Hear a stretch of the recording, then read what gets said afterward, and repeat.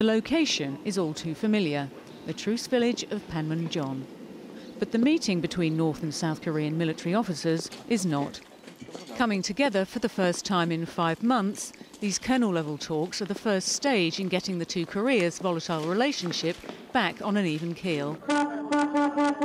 Tensions on the Korean peninsula have been at their highest level in years following Pyongyang's shelling of a South Korean island in November and revelations of advances to the North's nuclear program. Both sides have been under pressure from the US and China to tone down their rhetoric. It's hoped the dialogue will pave the way for a resumption of stalled disarmament negotiations.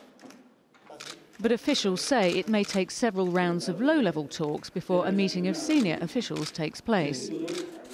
The talks come as the US Special Envoy for Human Rights in North Korea held a meeting with South Korea's nuclear envoy to discuss North Korean issues. Wee Sung-lak is due in Beijing this week for a 2-day visit also aimed at restarting stalled nuclear talks. Stephanie Scowen, Al Jazeera.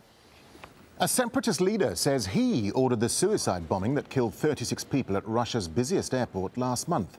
Speaking in a video carried by an Islamist website, Doku Umarov described the attack on Moscow's Domodedovo airport on January 24th as a special operation directed against the Russian people and its Prime Minister, Vladimir Putin. Neve Barker reports from the Russian capital. It's 2 weeks since the fatal bomb attack here at Domodedovo airport. A bomb attack that exploited a key weakness in the airport's security, targeting perhaps the most vulnerable section of the airport, the arrivals hall. Well, since the bomb attack, airport security has only marginally improved. The investigatory body looking into the suicide bombing say that they have identified a 20-year-old individual from the troubled North Caucasus. The Federal Security Services, the FSB, say that they have arrested several, including some members of the suspected bomber's family. Meanwhile, the Kremlin's most wanted Islamist fighter, Doku Umarov, has appeared in a video. He has vowed a year of blood and tears. It's believed that the man to the right of Umarov could be the Domodedovo bomber. Umarov said the man was being sent to Moscow to carry out a special operation. Well, the Russian authorities haven't identified the man, but the Russian media say they have. They have named him as 20-year-old Magomed Yevloyev from Ingushetia, neighbouring Chechnya in the North Caucasus. All sides are now waiting for the official response from the investigatory body. They will present their findings to the lower house of parliament, the Duma, later on Tuesday. Well, it's time for a short break here on Al Jazeera. When we come back, hot off the press. Protesters in Cairo spread the word with a newspaper called Liberation Square. More on that. Stay with us.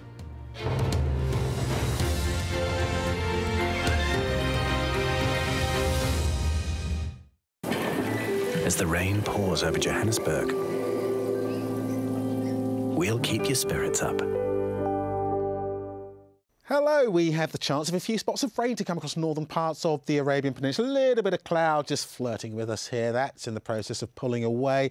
We may just see a little bit of damp weather across northern parts of the Gulf, more especially into Kuwait, into Iraq. To the south of this line, it should stay dry and fine. Temperatures at around 24 Celsius here in Doha and also for Abu Dhabi. Those temperatures starting to push up a little bit as that rain just nudges its way across the Gulf into Iran. So it will turn rather unsettled here.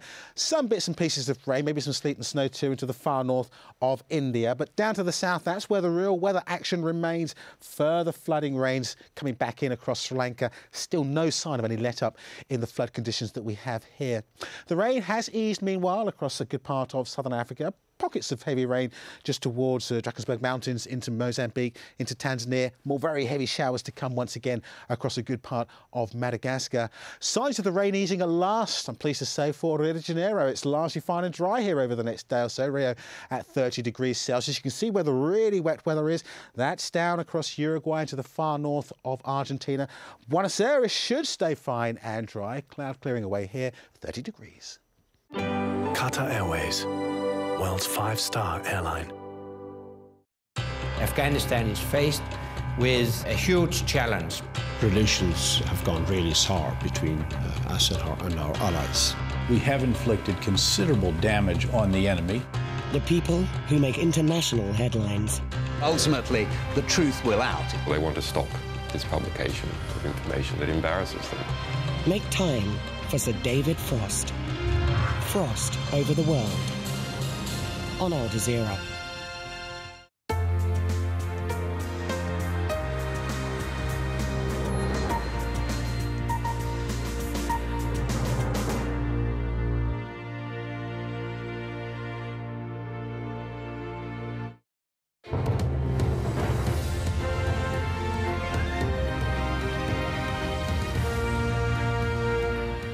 Welcome back. A quick reminder of the top stories here on Al Jazeera. Southern Sudan has voted overwhelmingly to split from the north. Official results show almost 99% voted in favour of independence. The new status will be confirmed in July. Protesters in Egypt calling for more mass rallies on Tuesday as they press for the resignation of President Hosni Mubarak. The government's tried to appease demonstrators by offering a public sector pay rise. And an activist whose Facebook page inspired the Egypt uprising has been freed by authorities, while Ghonim had been detained for 12 days. Well, President Mubarak has held his first meeting with his new cabinet, announcing a pay rise for government employees. It's the latest in a series of concessions the government has offered to try to appease the protesters. President Mubarak broke his silence on day 4 of the protests, announcing he would sack his cabinet. The next day, he named a new cabinet and appointed a vice president, Egypt's first for 30 years. After the so-called million-strong march in Cairo, Mubarak announced he wouldn't seek re-election.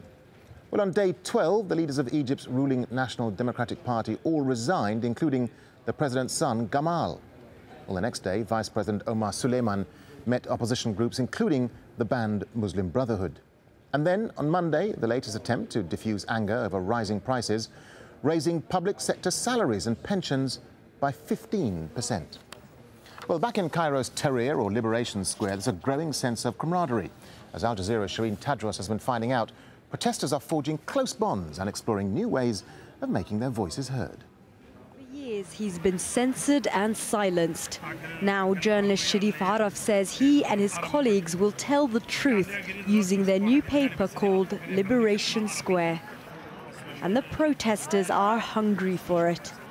For the government, this is an illegal newspaper, but it gets its authority from the Egyptian people. I'm giving it out to people without money because they have paid with their lives for this freedom of the press. The square has become a mini utopia in central Cairo. Political opinions aired, gender and sectarian divisions nowhere to be found. People feed and clothe each other here. Medical areas have been set up by doctors joining in with the protesters. The crime and sexual harassment so prevalent in the country seems absent in this square. So this is essentially the lost and found area, and people have been handing in all sorts of things, from ID cards that they found lying about to mobile phones, sunglasses. Some people have even come and handed in money and coins that they found just lying about. And it's all being protected by the protesters themselves, who have formed this human chain around this area to make sure nobody comes in and tries to take that's been found. But as the days drag on, tension grows. Organizers worried about infiltrators hostile to their cause are becoming increasingly suspicious of those coming in and those filming in the square. We are preparing for everything and are afraid of anything that could spoil this revolution. People enter the square, but we don't know if they are with us or not. So we need to tighten the security. Keeping the momentum going is key to this uprising. There are constant events to entertain and rally people. The more the government appears to be giving in to the demands of the protesters, the more ordinary Egyptians start to question the necessity of the sit-in. For those here, though, any change whilst Hosni Mubarak stays in power is cosmetic. And their message to the president is clear. Shireen Tadros, Al Jazeera, Cairo. Now, France's foreign minister is facing calls to resign after taking a holiday in Tunisia in late December during the country's uprising. Michelle Alliot-Marie has said she regrets taking the vacation. She's also admitted she used a Tunisian businessman's private jet several times during her stay, but she's refusing to stand down. Meanwhile, Tunisia's parliament has passed emergency powers for the interim president. The unprecedented move comes as the main ruling party, the RCD, was suspended from all political activity. Nazneen Mashiri reports. Democracy Tunisian style. Protesters try to stop politicians entering parliament. They're activists and lawyers who suffered under Ben Ali. And now they want this institution dissolved and the old faces of the regime out. These nominated member of parliament are part of this regime. And